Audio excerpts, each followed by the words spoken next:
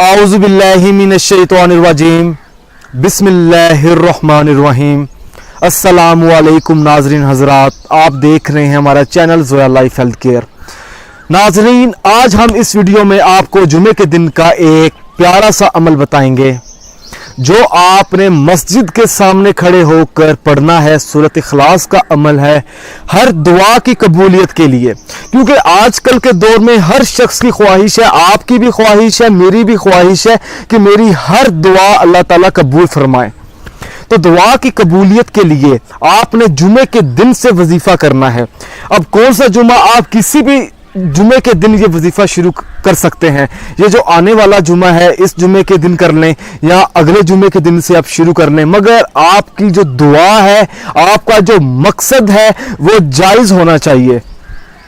अब चलते हैं इस अमल की तरफ कि जुमे के दिन आपने किस तरह वजीफा शुरू करना है और कितने दिन करना है। जुमे से शुरू करना है तो अगले जुमे तक ख़त्म करना है। तो चलते हैं इस अमल की तरफ। नाजरीन, आपने जुमे के दिन, ठीक है, जुमे की नमाज अदा करने के बाद आपने सूरत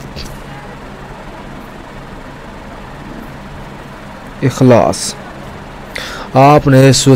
का वजीफ़ा पढ़ना है। मस्जिद के गेट के सामने खड़े होकर सबसे पहले आपने एक बार आयतुल कुर्सी पढ़ लेनी है। फिर आपने 33 मरतबा सूरत इखलास पढ़नी है दुआ की कबूलियत के लिए। मगर आपकी दुआ जो है वो जायज़ होनी चाहिए, आपका मकसद जायज़ होना चाहिए। फिर आपने एक बार दुरूद पाक पढ़ लेना है।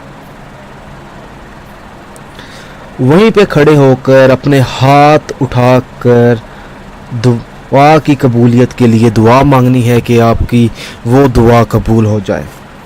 मगर ये अमल करने से पहले आपने हमारे हाफिज़ साहब से रब्ता करना है, उन्हें बताना है कि मैं ये सूरत इखलास का अमल करने वाली हूँ या करने वाला हूँ, ठीक है। क्योंकि अगर लड़की है तो वो मस्जिद के सामने खड़ी होकर वजीफ़ा नहीं पढ़ेगी, वो अपने घर बैठकर वजीफ़ा पढ़ेगी और उसका तरीक़ाकार आपको हमारे हाफिज़ साहब बताएंगे। तो नाजरीन, अगर आप कोई भी सवाल पूछना चाहते हैं इस वजीफ़े को लेकर, इस अमल को लेकर, हाँ, आपने ये वाला जो अमल है 7 दिन करना है। अगर जुमे के दिन से शुरू करना है तो जुमे के दिन ही आपने ख़त्म करना है। 7 डेज़, 7 दिन का ये अमल है। अगर आपको हमारी ये वीडियो पसंद आई है, सूरत इखलास का अमल पसंद आया है, तो इस वीडियो को लाइक कीजिए और शेयर कीजिए और इस वीडियो को ज़रूरतमंद लोगों तक ज़रूर पहुंचाएं।